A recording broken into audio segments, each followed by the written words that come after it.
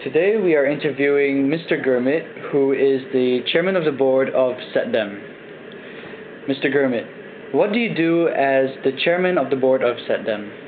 Well, my job is basically to provide some leadership to the organization. I used to be the previous executive director of the organization, and I'm sort of continuing, in a way, helping out the new executive director and also make some representations at the international and national levels and follow up on some issues. Okay. Talk about some memorable projects that you've done, especially those concerning climate change.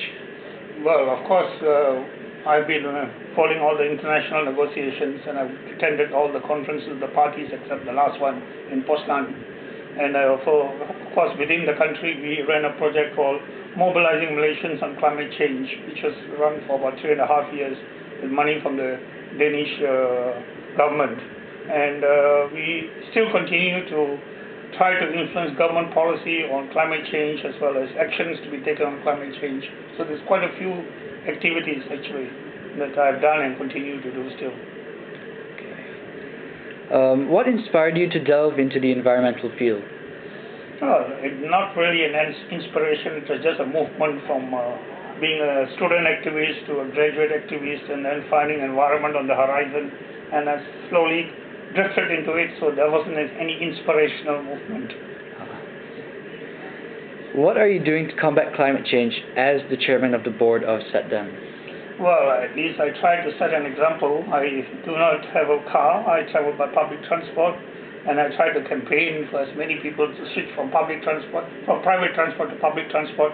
This is the simplest way they can actually make a contribution, and it's quite significant if they can do it, because in Malaysia, private transport ridership is very high and public transport ridership is very low, and that is actually one of the easiest ways. And the other one is, of course, I go around to try to increase people's awareness about why they need to cut down on energy wastages, because every kilowatt of electricity people use in Malaysia generates the equivalent of 1 kg of CO2, and then 1 liter of petrol that they burn anywhere in the world is 2.5 kg of CO2.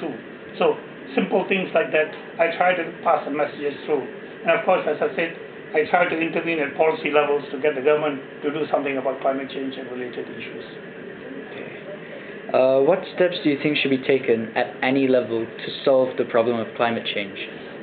I think at an individual level, people should examine their lifestyles and see wherever they can reduce the carbon footprint and do it actively, not look for carbon offsets. I think carbon offsets is escapism. You should actually look at reducing your carbon footprints, actually reducing the amount of greenhouse gases in your daily life, commuting to work, or even in school and elsewhere. Then at a regional and national level sort of thing, we should really examine policies that we should move away from a current high carbon economy to a low carbon economy. That is a real challenge, because many people are so locked in the fossil fuel combustion and energy wastages. We should, for example, Malaysia should reduce its energy intensity per GDP.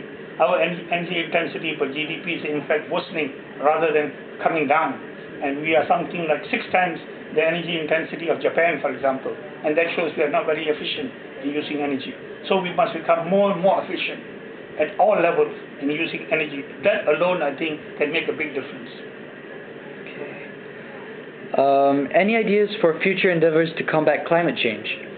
I think, of course, at the international level, we really need commitment from the developed countries to cut down the emissions. The EU targets that were high, which are now fizzled out at the last Poznan meeting. The EU is no longer being the leader sort of thing, and I think they're going to come back. And Obama has to make sure that the US is actually delivers on what he's promising. And it has to be done fast, because we are running out of time. As the scientist Hansen in the US itself indicated, we have passed 350 ppm concentrations of CO2. We are now at 385. We need to bring back to 350 ppm, which is considered a critical case. And if we continue at this rate, we are not able to do that. And I think the window is very short.